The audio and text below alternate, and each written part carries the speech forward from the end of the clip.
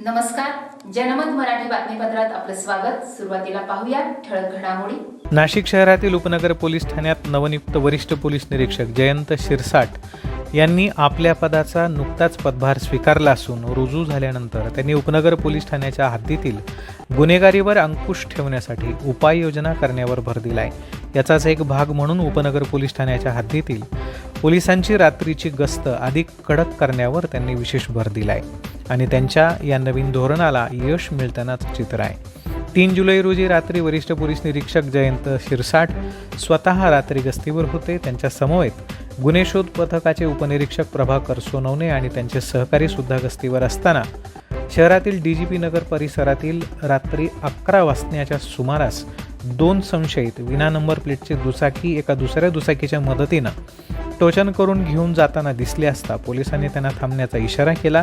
संशयितांनी दोन्ही गाड्या त्यावेळी तिथेच जागेवर सोडून पळून जाण्याचा प्रयत्न केला, पण पोलिसांनी त्यांना पाठलाग करून पकडलं आणि चौकशीत दुचाकी चोरीसह खुनाच्या गुन्ह्यातील आरोपीला अटक करण्यात उपनगर पोलिसांना यश आल्याची बाब निष्पन्न झाली।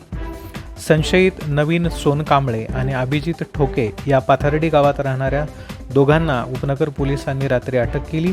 यातील नवीन शीलन सोनकांबळे हा खुनाच्या गुन्ह्यामध्ये नाशिक तालुका ग्रामीण पोलिसांना आजवर गुंगारा देत असल्याचं समोर आलं असून उपनगर पोलिसांनी या कारवाईमध्ये या 2 संशयितांकडून त्यांनी नाशिक, ठाणे, कल्याण आणि छत्रपती संभाजीनगर येथून चोरी केलेल्या 8 दुचाकी हस्तगत केल्या आहेत, ज्यांची बाजारातील अंदाजी किंमत जवळपास 7,60,000 रुपये एवढी आहे। दरम्यान या प्रकरणी वरिष्ठ पोलीस निरीक्षक जयंत शिरसाट यांनी माध्यमांना विस्तृत माहिती दिली आहे।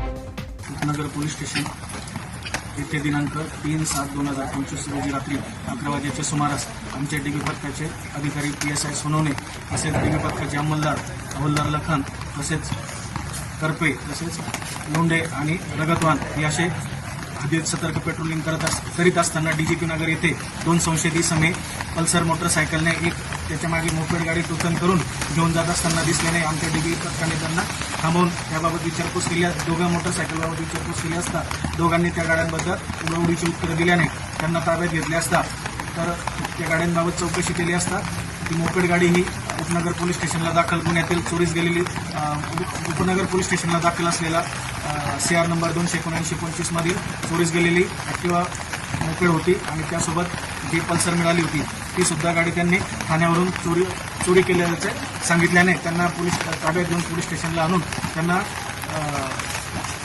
उपनगर पोलीस स्टेशनचा CR नंबर 279/25 या गुन्ह्यात आरोपीनामे नवीन शीलन सोनकांबळे तसेच अभिजित भीमा ठोके राहणार पाथर्डी गाव यांना त्या गुन्ह्यात अटक करून त्यांना अजून तपास केला असता त्यांच्याकडून इतर मुंबई, ठाणे तसेच नाशिक येथून चोरी केलेल्या 8 मोटरसायकल त्यांच्या ताब्यातून आम्ही जप्त केलेले आहेत।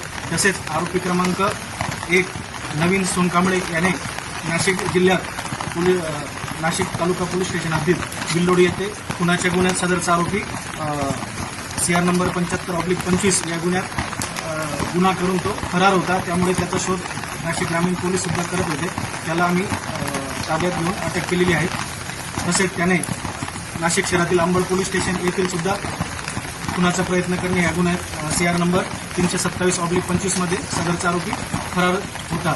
या आरोपींकडून आम्ही ॲक्टिवा, पल्सर, बुलेट अशा 8 मोटरसायकल जप्त केलेल्या आहेत। सदरची कामगिरी ही आमचे डीबी पथकाचे PSI सोनवणे तसेच हवालदार लखन मेजर अंमलदार आमचे लोंढे आणि रगतवान आणि करपे यांनी केलेली असून सदरची कामगिरी ही त्यांनी माननीय पोलीस आयुक्त श्री संदीप कर्णिक सर तसेच माननीय पोलीस उपायुक्त परिमंडळ 2 श्रीमती मोनिका राऊत मॅडम तसेच माननीय सहाय्यक पोलीस आयुक्त नाशिक रोड विभाग सचिन वारी सर यांच्या मार्गदर्शनाखाली।